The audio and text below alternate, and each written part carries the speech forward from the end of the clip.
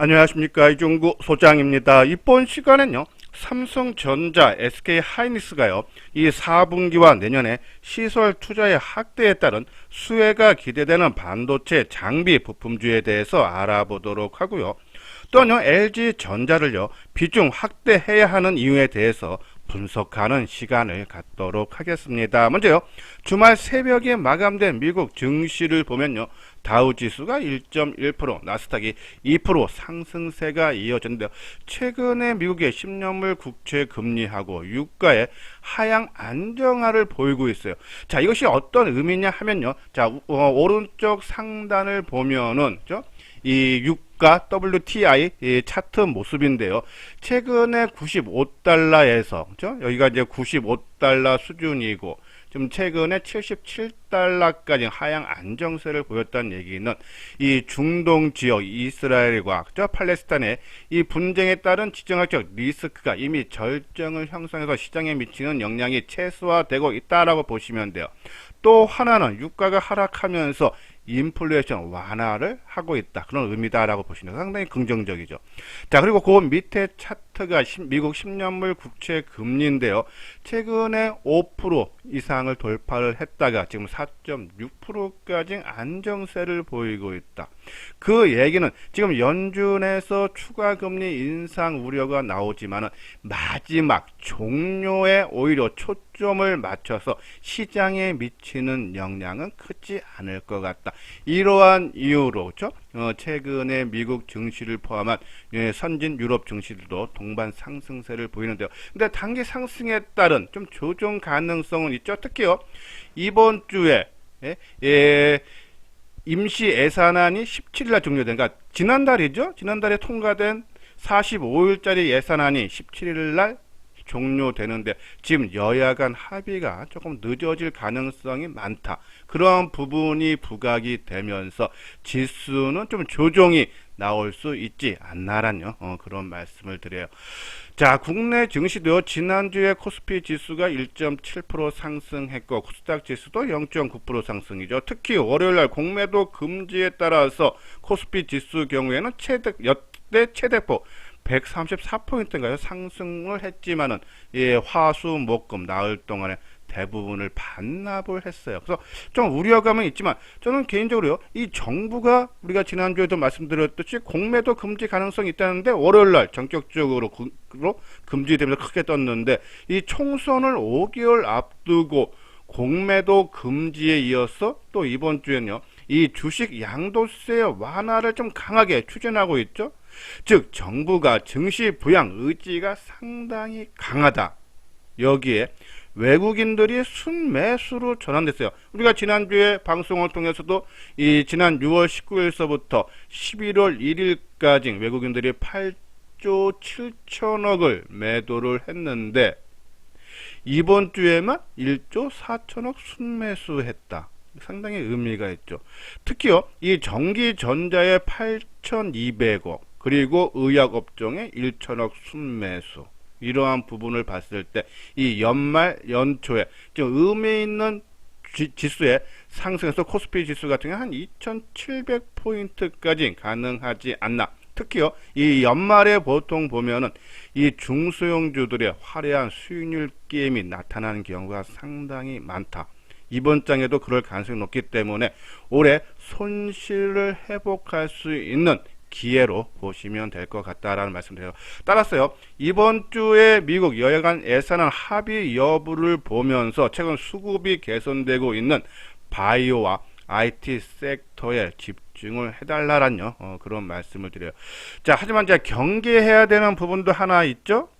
3분기 실적 발표가 15일 날로 마감이 됩니다. 그러면 지금까지는 실적 발표 안 한 중소형 종목들이 꽤 있을 거예요. 실적이 좀 부진한 회사들입니다. 그러면은 실적 발표를 앞두고 있기 때문에 개별 종목군들 실적 발표를 하긴 하고 오히려 매수 관점으로 접근을 해달라는 그런 말씀을 해서 일단 시장은 좀 길게 내년 초까지 지수는 상승 국면에 있지만은 이번 주는 아마 더 조정세가 이어질 가능성이 더 조정을 활용해서 실적 발표가 끝나는 종목 위주로 조금 비중을 확대를 해달라. 특히 어느 종목 반도체 바이오주에 집중을 해달라라는 그런 말씀을 드립니다. 자, 여기서 안내 말씀을 드릴게요. 7월부터 우리 현대투자연구소에서 회비를 인상을 했는데요. 예, 과거에 한 번이라도 현대투자연구소와 인연을 맺었던 분이라든지 아니면은 이 만기가 도래하시는 회원분들에 한해서요, 크게 할인 혜택을 드리고 있으니까요, 관심 있는 분들, 특히 올해 연말 연초에 개별적으로 화려한 장세에서 손실 회복을 좀 해보고 싶다 하시는 분들은 요 아래 핸드폰 번호 있죠? 010-2420-6710으로 문의를 주시면요, 자세하게 상담을 해드리도록 하겠습니다. 자, 먼저요, LG전자 쪽인데요, 좀 비중을 해야 되지 않나라는 말씀을 드리는데, 자, 그 이유는 3분기 영업이 9,967억으로 전년 동기 대비 33% 증가죠. 시장 기대치 상회했어요. 특히요, 부가가치가 높은 전장 부분의 영업이익이 전년 동기 대비해서 40%, 그러니까 전체 영업이익보다 더 높은 전장 부분의 성장세가 이루어졌다라고 보시면 돼요. 이 정장 부분이요, 올해 처음으로 매출이 한 10조 원 돌파가 기대되고, 이 수주 잔고도 연말에 한 100조 원이 될 거다. 작년에 80조 원인데 20조가 더 는 거죠. 이러한 부분을 봤을 때 LG전자는 일반적으로 상고 하저의 실적이 예상이 되는데, 아까 말대로 3분기가 실적이 좋았듯이 이것이 일시적인 성과가 아니라 중장기적인 사업 재편에 따른 것이기 때문에 성장세가 지속이 전망된다라고 보시면 돼요. 이 전장 부분에요, 최근 한 4년 동안에 2조 5천억 투자해서 이 전자 관련 업체 4곳도 인수하고 또 한 곳을 합작사 설립이죠. 영업이익률이 한 4에서 6%까지 좀 추정이 되는데요. 이 차 부품 업체 평균치 3%대를 상회한다. 즉 성장세가 계속적으로 이어질 수 있다라고 보시면 돼요. 자, 요건요, 미래에셋증권에서 나온 이 영업이익 추정치인데 한번 볼까요? 작년에 이 3조 5천억인데요. 올해 4조 원대 회복이죠. 그리고 내년에는 4조 5천억대. 근데 재밌는 부분 한번 보십시오. 주가가 가장 높이 올라갔을 때가 21년도 1월달 최고가가 19만 3천원. 그죠? 여기 보면요. 자, 여기 19만 3천원인데요. 자, 21년도, 그러니까 21년도 영업이익을 보면은 3조 9천억 4조 원이에요. 그러니까 19년도에 2조 원대 머물렀던 것이 실적이 가파르게 좋아지면서 주가도 크게 올라갔다. 그 영향인데, 올해 실적 아까 말씀드린 대로 4조 원대, 그죠? 그리고 내년에 4조 원. 근데 주가는 19만 3천 원이 아니라 지금 10만 4천 원에 불과하다. 그래서 지금 12개월 선행 주가 수익 비율, 그러니까 퍼로 보면은 8.5배, PBR 주가 수익률 비율도 0.99배, 상당히 저평가에 있다라고 보시면 돼요. 그러면 당연히 올라가야 되는데, 한번 차트 모양을 볼까요? 주가는 계속적으로 지지부진하다. 자, 이것이요, LG전자 모습인데, 그러면 LG전자 주가가 왜 이렇게 지금 4개월 연속 10만원 을 받아 저점으로요 계속 행보만 하고 있을까? 그 이유는 가장 큰 것이 자동차 섹터가 상당히 부진하기 때문이다라고 보시면 돼요. 하지만요, 이 바닥권에서, 그러니까 아까 말씀드린 종합지수가 연말 연초에 어느 정도 일정 부분 의미 있는 반등이 나온다면 이런 종목은 당연히 올라갈 수밖에 없다. 최근에 이런 종목군들 바닥에서 4개월 연속 기다가 최근에 20% 넘게 올라온 종목이 스튜디오 드래곤이죠. 스튜디오 드래곤도 지난 7월 달서부터 이 5만원을 기준으로 4개월 연속 행보를 하다가 최근에 한 25% 가까이 상승하고 지금 이틀 조정인데 당연히 뭐 연속 상승했다는 조정이죠. 이러한 부분에 봤을 때 저는 오히려 이 LG전자 같은 경우는 실적도 상당히 좋아지고 있기 때문에 비중 확대를 해도 된다라는 그런 말씀을 드려서 LG전자 10만원 전후에서는 비중을 늘려라. 그리고 그리고 이제 장비, 반도체 쪽인데요. SK 하이닉스가 내년 설비 투자로 10조 원 가량을 편성을 했다 그러죠. 올해 설비 투자 추정치가 한 6조에서 7조 원 사이니까는 한 3, 4조 정도 증가, 한 50% 증가한 규모. 시설 투자를 하면은 당연히 장비 업체들 수혜가 기대가 되겠죠. 특히 인공지능 시대에 맞는 이 HBM이죠. 고대역폭 메모리 반도체 설비를 집중적으로 한다는 얘기인데, 지난번에 우리가 방송을 통해서도 삼성전자도 올해 시설 투자이지만 역대 최대인 53조 7천억이고 4분기에만 17조 원 규모의 투자가 예정되어 있다라는 말씀을 드렸는데요. 자, 이렇게 SK하이닉스, 삼성전자가 반도체 업황이 회복이 기대되는 속에서 투자를 확대하고 있다. 당연히 장비주들 수혜가 기대되죠. 그래서 우리가 두 종목을 장비주로 말씀드렸어요. 원익 IPS. 그렇죠? 자, 원익 IPS 지난 8일날 장 마감 후에 실적 발표를 했어요. 한번 차트 모양 볼까요? 자, 원익 IPS. 자, 원익 IPS가 실적 발표를 8일날이 바로 이 날, 음봉이 나오는 날, 그죠? 발표를 했는데, 근데 주가가 실적이 부진했는데, 실적이 얼마나 나왔냐? 11억 적자 전환이에요. 작년 대비해서. 그러면 주가가 흘러내려야 되는데, 오히려 이틀 연속 상승했다. 이게 심리면입니다. 그만큼 강하다. 그리고 실적이 회복 기대감이 크다라고 보시면 돼요. 그러한 부분에서 원익 IPS죠. 계속적인 관심을 가져야 되지. 죄송합니다. 저는 그래서 아까 말한 대로 이번 주에 미국의 임신 예산안 여야 간 합의 문제가 불거지면서 좀 조정이 나왔을 때 한 34,000원 전후에서는 저는 이 원익 IPS 관심 가져달라. 상당히 부진한 실적에도 올라갔다. 우리가 심리면 올라갈 자리에서 좋은 재료가 나왔는데 못 올라가면 빠진다는 얘기. 부정적인 뉴스가 나와서 빠져야 되는데 안 빠진다는 얘기는 올라간다는 얘기입니다. 그렇죠? 그런 부분 심리면 주가 잘 활용을 해달라는 말씀을 드리고요. 자, 두 번째 종목은 PSK죠. 우리가 PSK도 지금 미국 공장에서 삼성전자가, 그죠? 테일러 공장이죠.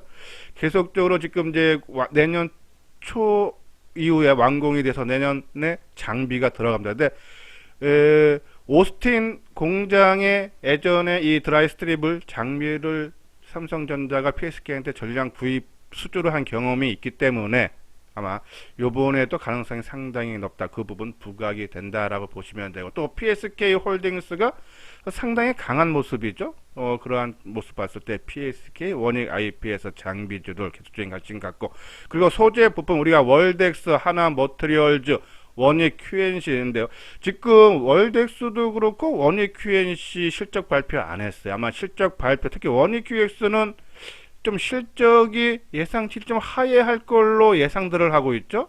그래서 주가가 만약에 빠진다 그러면은 실적 발표한 날 빠지고 그 다음날 안 빠지면은 올라간다는 신호입니다. 그러면 오히려 원익 QNC 실적 부진을 발표 전후로 해서 한번 관심을 가져달라는 말씀드리고, 자, 그리고 우리가 이제 고대역폭 메모리 관련주, HBM 관련주, 우리가 한미반도체, 이오테크닉스인데 너무 올랐어요. 저는 크게 오른 종목은 신규로 들어가기에는 상당히 부담이 됩니다. 저는 오히려 이 장비주라든지 아니면 소재 부품주들 쪽으로 우리가 뭐 10% 먹건 20% 수익이 나고 좀 안정적으로 수익을 내는 습관을 좀 들여야 되지 않나라는 말씀드리고, 근데 뭐 갖고 계시는 분들, 근데 한미반도체가 금요일날 장 마감 이후에 실적 발표했는데 영업이익이 29억, 전년 동기 대비 한 91% 감소했다 그러죠. 그래서 시간에 거래에서 이 하한가치가 상당히 좀 부진한 모습인데, 그렇죠?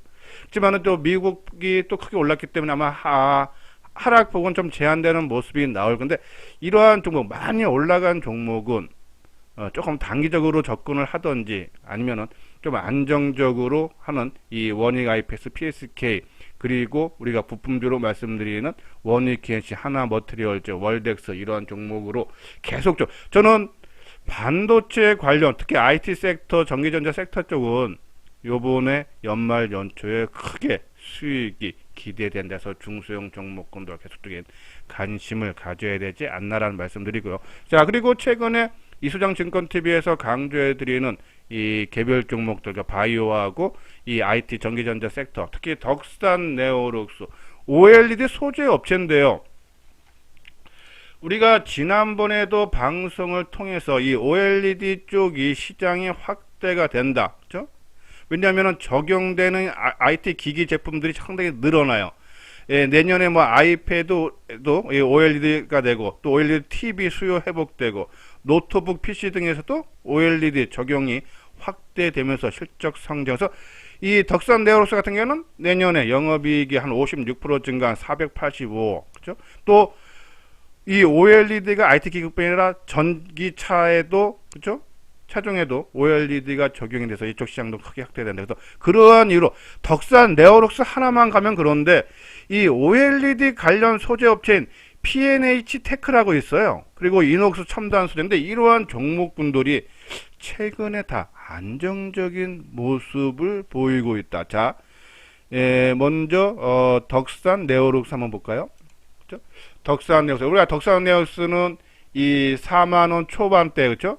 개쪽으로 좀 중기적으로 끌고 가자라는 말씀을 드리는데 상당히 좀 힘이 강한 그런 모습인데, 그죠? 자, 그리고 이 P&H 테크죠? 자, 옆으로 행보하고 치고 난각 같이 움직이기 시작했다라고 보시면 돼요. 이녹스 첨단 소재도 그렇고요, 그죠? 그러한 부분에서 OLED 소재 업체 상당히 긍정적이다. 자, 같은 업종이나 테마에서 한 종목만 가면은 좀 빨리는 갈 수 있어도 이 연속성은 좀 떨어지는 경우가 많은데 그 업종 테마가 같이 움직이면 길게 간다 해서 그러한 부분에서 OLED 소재 업체들 그렇죠? 같이 움직임이 나타나기 시작했다. 덕산 네오록스 계속적으로 홀딩을 해줘도 되지 않나라뇨. 그런 말씀을 드려요. 자, 그리고 이제 그리고 이제 서진 시스템, 그렇죠? 알루미늄으로 주요 원재료로 사용해서 뭐 통신 장비라든지 우리가 서진 시스템은 아마 통신 장비주로 많이 알고 있는데 최근에는 이 ESS 에너지 저장 시스템이죠. 이쪽 매출 비중이 더 크게 그렇죠? 늘어나고 있어요. 가장 높은데 예, 그러한 부분 그러니까 2차 전지 쪽으로 보시면 돼요. 그리고 반도체라든지 휴대폰이라든지 그렇죠? 이런 부분 분야가 좀 확대되는데 2분기에 174억 적자가 났는데 3분기에 한 100억 정도 흑자 전환되고 내년에도 실적이 상당히 좀 좋아질 걸로 예상이 됩니다. 올해는 작년 대비 조금 부진하지만 좋아진다. 서진 시스템 죠? 한번 차트 모양 볼까요? 자, 서진 시스템 그죠? 이거는 이제 상승 전환이 확연하게 됐다라고 보시면 돼요. 그죠? 그래서 뭐 갖고 계시는 분들 좀 지속적으로 끌고 가도 되지 않나란요. 그런 말씀드리고 자 그리고 우리가 이제 말씀드렸던 종목군들이 그죠? 이 하이비전 시스템은 뭐라고 했죠? 지수보다 먼저 저점을 형성을 했다. 누가 주가 관리를 해줬기 때문입니다. 일반적으로 지수가 하락을 하고 또 상당히 나빠질 때는 같이 동반 하락을 하는데 먼저 얘 저점이 언제입니까? 10월 23일 날 저점 찍고 상승 전환이 됐어요. 자, 코스피 지수 같은 경우라든지 이 한번 업종 지수 볼까요? 자, 거래소는 이 10월 30일 말일 날이죠. 코스닥 지수도 말일 날 저점인데 얘는 서진 시스템은 하이비전 시스템은 먼저 10월 23일 날 저점 찍고 올라왔다. 그러면 뭔가가 있다는 얘기입니다. 그렇죠? 그럼 그거 뭔가가 뭐냐? 바로 이 실적이 있죠? 좀 상당히 좀 좋아지는 그렇죠? 3분기 영업이익이 323억 전년 동기 대비해서 한 750% 증가할 걸로 본다. 그렇죠? 그러면 실적 발표하면서 한번 크게 올라가지 않나. 그럼 그 크게 올라가는 모습을 보면서 일부 차익을 실현을 한번 고민을 해봐도 된다라는 그런 말씀드리고 자 프론티어는 좀 생각보다 약한 모습인데 저는 이쪽 이 자율주행 관련 종목군들 한번 움직임이 나온다 해서 프론티어 그러면 요번에 하이비전 시스템이 실적 발표를 해서 크게 올라가면 한번 정리를 해서 프론티어로 교체 매매하는 것도 한번 주가 움직임을 보면서 고려를 해도 되지 않나라는 그런 말씀을 드려요. 자 그리고 IT 섹터에 이어서 바이오 업종 지난주에 외국인들이 순매수 전환된 것 중에서 바이오 쪽에도 1000억이 순매수 됐다. 바이오주는 계속적으로 좀 관심 가져요. 우리가 이제 바이오주에서는 ST팜, 동아약품. ST팜이 지난주에, 그 전주에 실적 부진이 나왔죠. 그래서 주가가 이미 선반영됐다라는 말씀을 드렸어요. 왜? 주가는 미리 빠졌는데 앞으로도 4분기도 나빠지고 내년에 더 나빠진다면 주가는 더 계속적으로 흘러내릴 겁니다. 근데 4분기에 올리고 매출이 이연됐던 부분들이, 그죠? 4분기부터 좋아지고 내년에 실적 성장이 더 된다라고 할 때 주가는 상승 전환하게 돼 있다 해서 ST팜 그리고 동아약품. 저는 동아약품 같은 경우는요, 계속적으로 물량을 좀 늘려가도 되지 않나. 지금 이 9,500원 밑에서, 그러니까 9,000원 초중반대에서는 이미 어느 정도 강한 다중 지지선의 모습이 나타났기 때문에 그것을 이탈할 가능성이 상당히 낮다. 그러면 9,500원 밑에서는 비중을 늘려가도 되지 않나. 그렇죠? 그래서 동아약품 계속적으로 비중을 늘려가달라라는 그런 말씀드리고, 자, 그리고 이제 ST팜 실적 발표한 이후에 오히려 소폭 상승하는 모습. 이 실적이 예상치를 하회했는데 오히려 주가는 올라간다. 선반영이 됐다는 얘기예요. 그러면 올라가는 겁니다.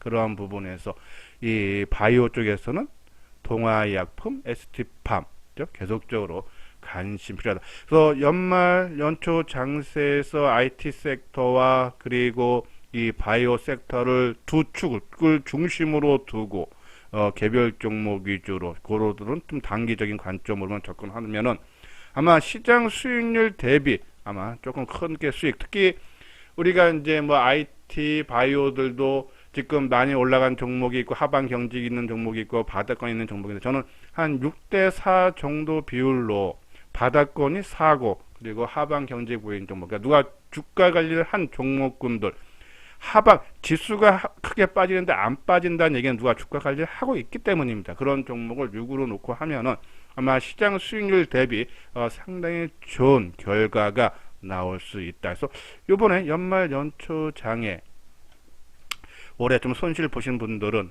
회복하는 기미로 삼고요. 또 지수가 올라올 때 낙폭까지 올라오는데, 저는 종목마다 좀 차이는 있겠지만은 좀 빠져나오는 기회로 활용을 해야 되지 않나라는 그런 말씀을 드리면서, 시장 이번 주에 좀 지수가 조정을 받는다 그러면은 오히려 좀 매수 기회로 해달라 말씀드리면서, 자, 요건 이제 현대투자의 유료회원 안내죠. 3개월에 301년에 500만원. 하지만 기존의 회원 한 번이라도 현대투자연구소 2년을 맺었던 분들은 할인 혜택 크게 드리고 있으니까는 한번 연말 연초에 다시 한번 해보고 싶다 하시는 분들 요 아래 핸드폰 번호로 연락을 주시면 되겠습니다. 예, 이것으로써요 이수장 증권TV를 마치도록 하겠습니다. 끝까지 시청해 주신 분들 좋아요 구독 꼭 눌러 주시기 바랍니다.